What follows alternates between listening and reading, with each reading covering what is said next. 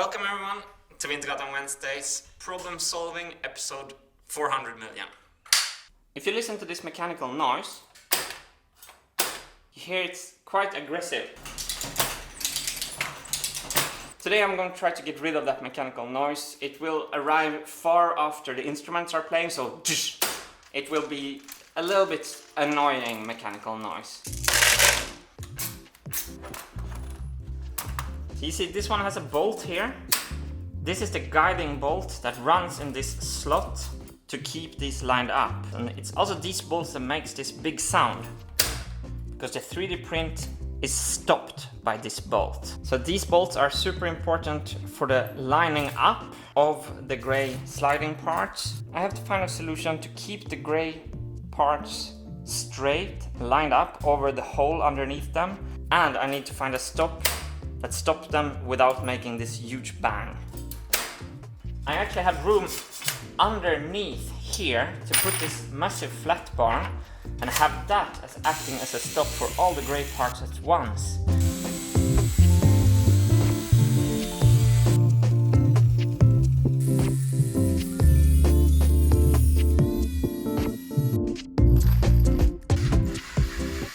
Oh, I also see some Boston screws not being Loctited here. See, this one is coming off. That's not good.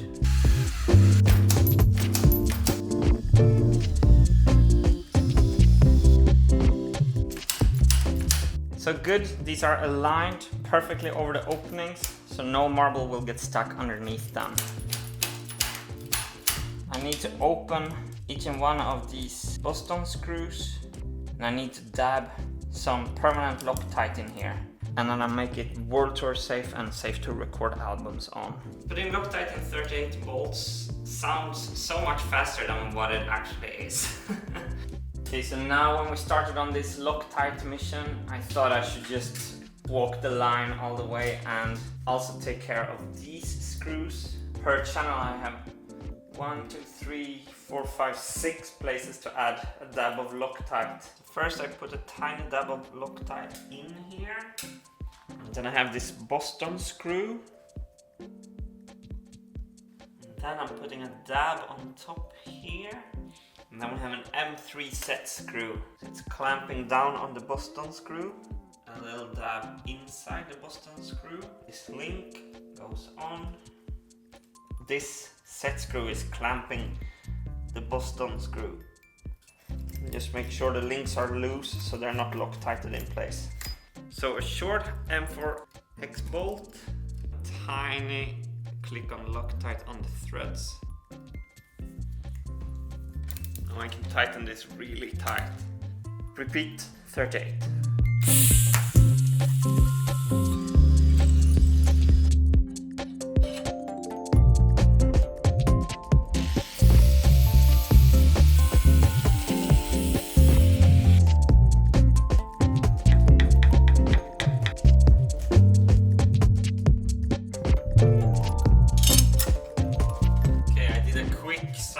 With this felt, and it's just too hard.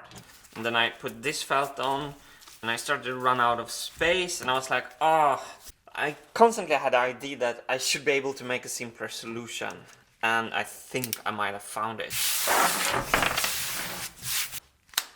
Okay, here's our savior. So instead of this.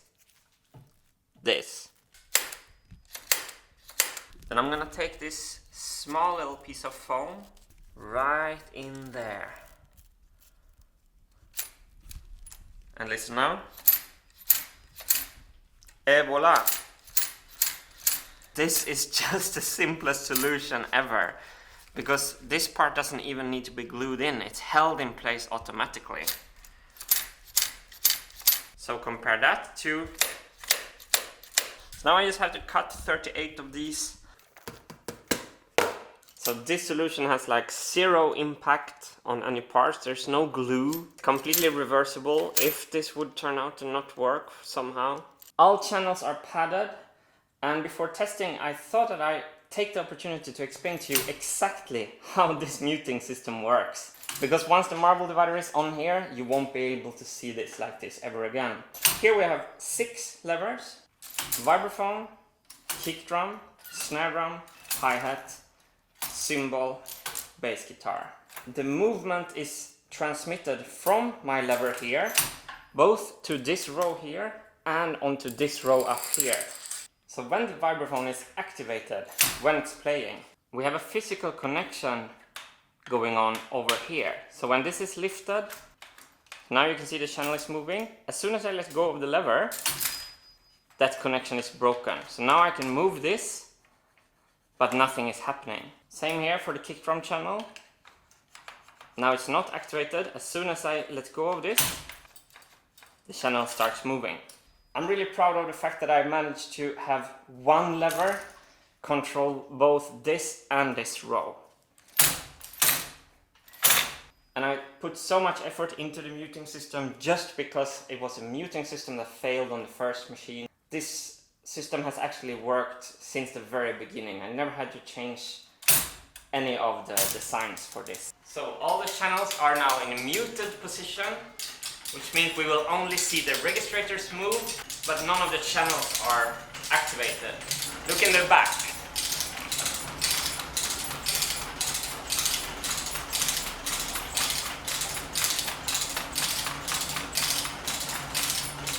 So, only the registrators were moving, nothing else. Let's activate the big vibraphone and this channel. This channel.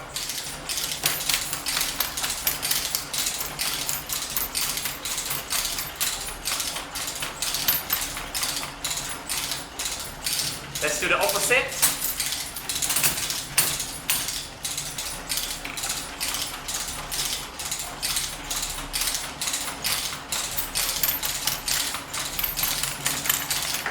Here you can see the hooks. That is the breaking and activation of the mechanical connection.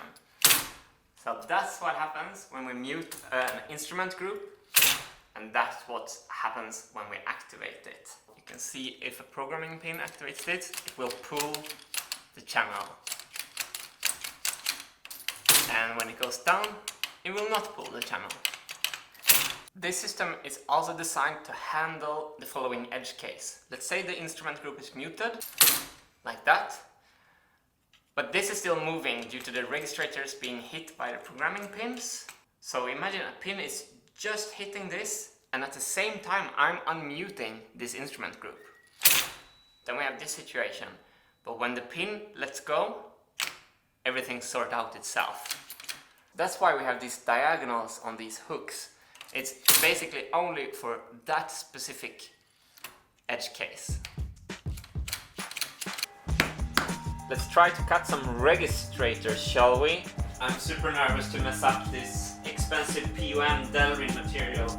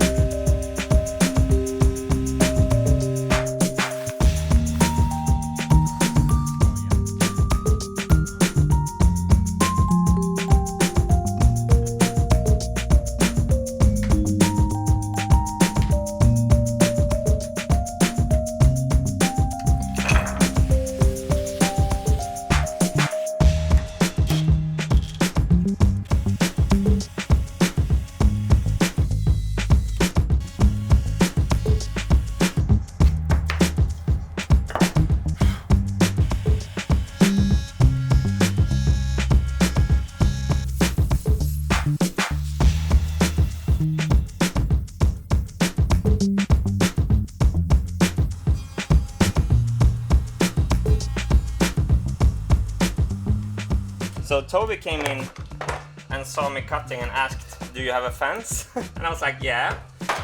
And then he said, I think you're gonna get some safety comments if you don't use a fence. And I'm gonna be totally honest, I never thought about using the fence for safety like this. Yeah, being the stupidest person in the room is the best situation you can find yourself in. That's where you're learning.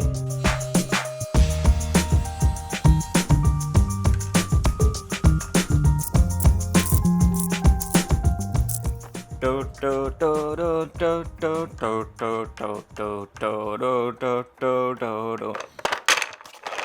have all my registrators and I have all my fingers. Thanks, Toby. I am attaching the registrators here and they have the same color code as the droplet knobs on the front of the machine.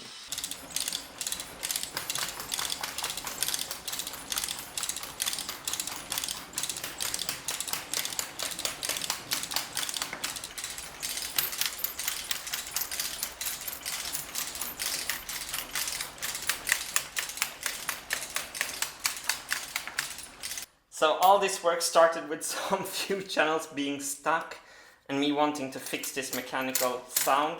We have Loctited every single screw in this whole assembly, also back there, and we have fixed the sound and it's time to put the marble divider back in place. So everything you have seen me done so far is like work that is invisible from the outside. So there's so much problem solving going on in this project that is really not visible on the finished product.